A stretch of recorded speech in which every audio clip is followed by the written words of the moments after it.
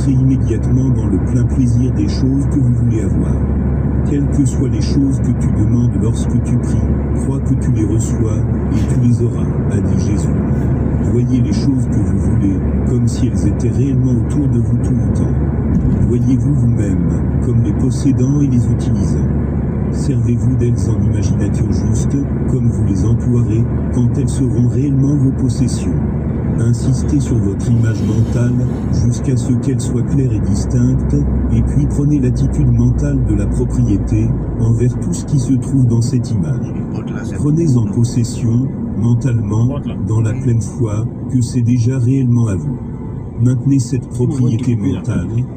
Ne laissez pas un instant vaciller votre foi de cette réalité. Et rappelez-vous ce qui a été dit dans le chapitre précédent au sujet de la gratitude. Soyez aussi reconnaissant que vous comptez l'être, quand cela aura pris forme. L'homme qui peut sincèrement remercier Dieu des choses que jusqu'ici il possède seulement en imagination à la vraie foi, il deviendra riche. Il provoquera la création de tout ce qu'il veut.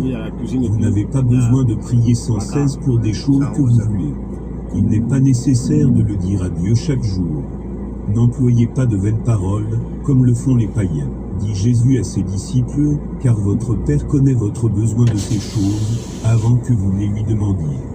Votre part consiste à formuler intelligemment votre désir pour les choses qui conduisent à une vie plus grande, et à ordonner ces désirs en un tout cohérent. Et à impressionner alors ces désirs sur la substance informe, qui a la puissance et la volonté de vous apporter ce que vous voulez. Vous ne réalisez pas cette impression en répétant des mots. Vous le faites en maintenant la vision, avec le but inébranlable. Il dit, tu ne fais pas ça en répétant des mots. C'est en visualisant ce que tu veux. En te projetant déjà ça, Voilà. pas Pas besoin de répéter. N'employez pas de vaines paroles, comme le font les païens, dit Jésus à ses disciples, car votre Père connaît votre besoin de ces choses, Chapitre 8. avant que vous les lui demandiez. Votre part consiste à formuler intelligemment votre désir pour les choses qui conduisent à une vie plus grande, et à ordonner ces désirs en un tout cohérent.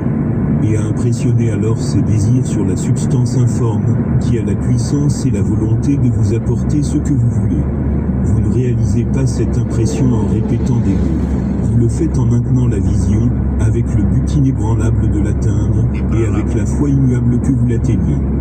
La réponse à la prière n'est pas en rapport avec votre foi lorsque vous parlez, mais en rapport avec votre foi lorsque vous travaillez.